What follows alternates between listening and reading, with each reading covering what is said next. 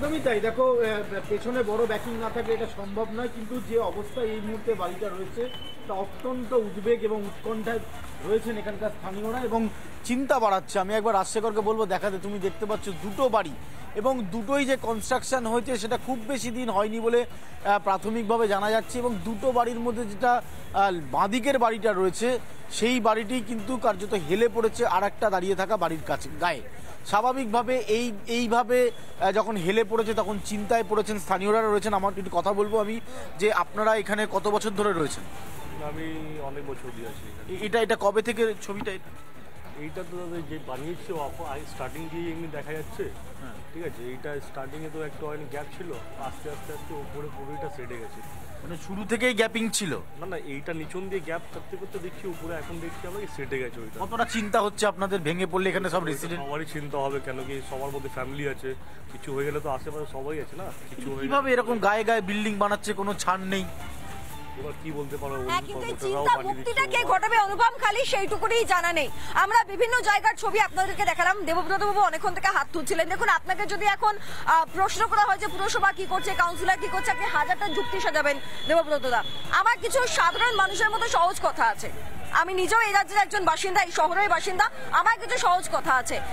যারা এই এক একটা আবাসনের ফ্ল্যাট কিনছে, কোন জায়গায় প্রতি স্কোয়ার ফিটে কোথাও 4,000, কোথাও 5,000, কোথাও 6, 7, 8,000 টাকা করে দেওয়া হয় প্রতি স্কোয়ার ফিট এক একটা ফ্ল্যাট কেনার জন্য।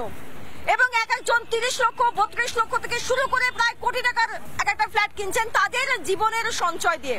তারা লোন টানছেন, এক একজনের হয়তো লোন শেষ হচ্ছে না, বাড়ি ভেঙে পড়ছে। আপনারা কি বলছেন? মস্করা চলছে এটা? আমি একটা তথ্যগত ভুল আপনাকে ধরিয়ে দিতে চাই। এই বিল্ডিং তৈরি করার ক্ষেত্রে কোনো রকম 144টা ওয়ার্ডে কোনো পুরসভার কোনো কাউন্সিলরের কোনো দায়িত্ব নেই, তাদের কোনো ভূমিকা নেই। পুরসভায় কোনো দায়িত্ব আছে? কাউন্সিলরদের কোনো ভূমিকা নেই। আবার পুরসভায় কোনো দায়িত্ব? অবশ্যই আছে, অবশ্যই আছে। এবার বলতে দিন, একটা আপনি প্রোডাক্ট কিনছেন, মনে করুন এই ব্লেজারটাই আপনি কিনলেন, কিনতে গেলে আপনি তার কোয়ালিটি আপনি দেখবেন, কি প্রোডাক্ট দেখবেন, ম্যানুফ্যাকচারিং ডেট দেখবেন, এক্সপায়ারি ইত্যাদিতেই বিভিন্ন প্রোডাক্ট দেখবেন।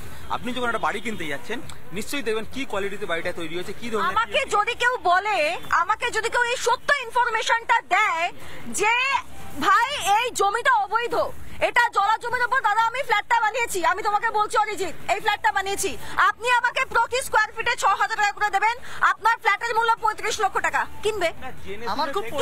আমার খুব পরিষ্কার কথা, এক্স্যাক্টলি এটাই তো প্রশ্ন। দেবুদা যখন বলছে যে পুরসভার আইন দুর্বল, মমতা বন্দ্যোপাধ্যায় সরকারে রয়েছে কত বছর, এর আগেই বলেছেন যে উইক আইন। আমার খুব পরিষ্কার কথা, স্কোয়ার ফিট ওয়াইজ যেভাবে টাকা দিয়ে মানুষ নিজের সঞ্চয় ধ্বংস করে ফ্ল্যাট কিনছে, আজকে তাদের জীবনের কি গ্যারেন্টি আছে? এটা মুখ্যমন্ত্রী মমতা বন্দ্যোপাধ্যায় শুধু নয়, ফিরহাদ হাকিমকেও জবাব দিতে হবে। কারণ উনি নিজে বলেছিলেন যখন খিদিরপুরের ঘটনা ঘটেছিল, একটা বাড়ির গা দিয়ে আর একটা বাড়ি উঠেছে,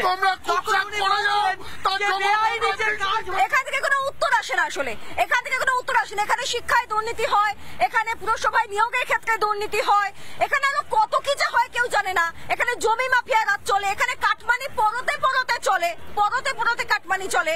আর এবার যারা ভাবছেন যে ফ্ল্যাট কিনবেন, প্লিজ প্লিজ ফ্ল্যাট কেনার আগে ভালো করে দেখুন, দরকার হলে আশেপাশের লোকের থেকে খবর নিন ওই জমি সম্পর্কে।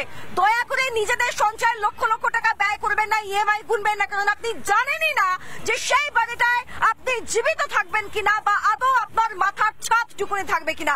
এটাই আপাতত শহরের বাস্তব, বাকিটা অজুহাত। হচ্ছে নাকি এখানেই শেষ করছি। দেখতে থাকুন রিপাবলিক বাংলা।